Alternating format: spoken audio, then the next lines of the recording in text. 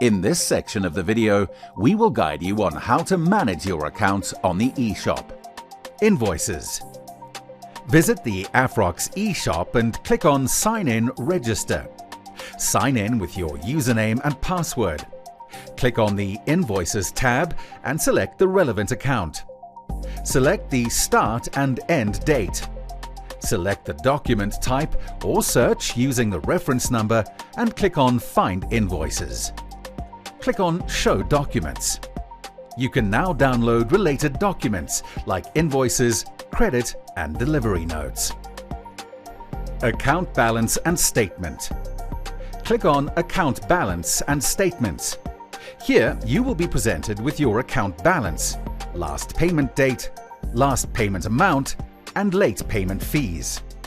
You will be able to download statements for the last 12 months and/or query your account balance. Reorder gas and cylinder holdings. Click on Reorder gas and cylinder holdings. You will be presented with a list of all cylinder types and quantities on your account. You can now easily reorder cylinders by adding the quantity you'd like to purchase, specify quantities you'd like to return, or query your cylinder holdings.